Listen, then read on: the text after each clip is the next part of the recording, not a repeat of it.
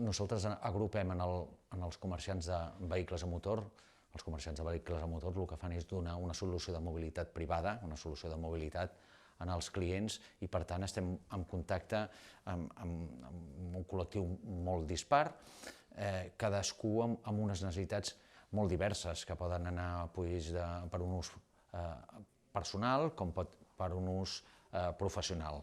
Davant d'aquesta situació, clar, el que ens agradaria és que en aquest pla el que demanem és que es tinguin en compte aquestes necessitats en la planificació de la mobilitat futura, que en el pla director urbanístic es tingui en consideració que hi ha molts usuaris d'aquests vehicles que s'han de tenir en compte.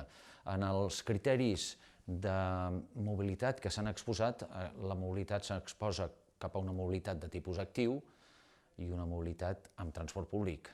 La mobilitat activa, clar, nosaltres atenem les situacions on la mobilitat activa no arriba. Hi ha moltes persones que necessiten un vehicle privat senzillament per una situació perquè o van en família o perquè hi ha una persona que requereix un vehicle privat pels seus desplaçaments, per edat. Estem, a més, en una situació on, de cara a un futur, i això es té en compte amb el pla director urbanístic, hi ha un envelliment de la població. En molts casos el vehicle privat és necessari per atendre aquestes situacions, i després per molts aspectes relacionats amb temes de transport i de logística. Per això, des del nostre punt de vista, el que aboguem és per la complementarietat del transport públic i el transport privat. S'ha de compartir una xarxa viària. Avui s'ha estat explicant que hi ha una xarxa viària segregada, que és la que utilitzem, en definitiva, el vehicle privat, però també els vehicles de transport públic de superfície.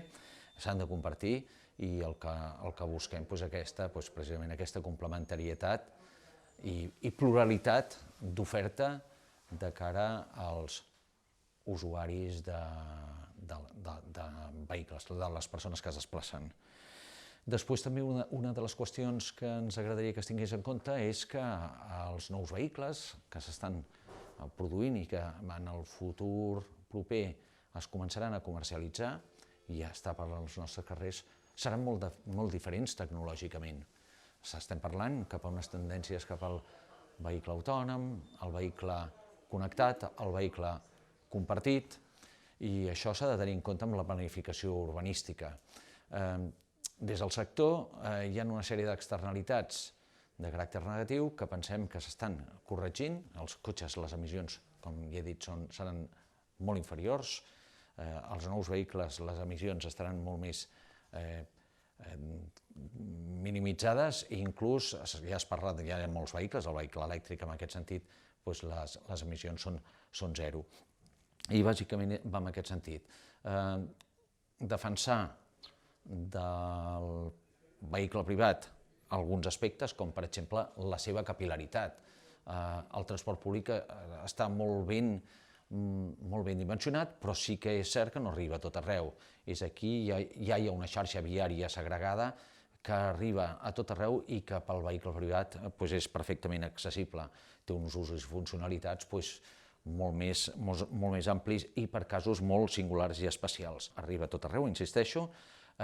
Destacar l'aspecte econòmic i la vitalitat que porta a moltes empreses que estan vinculades amb els sectors d'automoció, el sector de la logística, la secció del transport, i finalment, com a vehicle d'oci, també destacar aquesta funcionalitat per anar als serveis de restauració, espectacles. Moltes vegades s'utilitza el vehicle privat, i destacar únicament aquestes funcions del vehicle privat.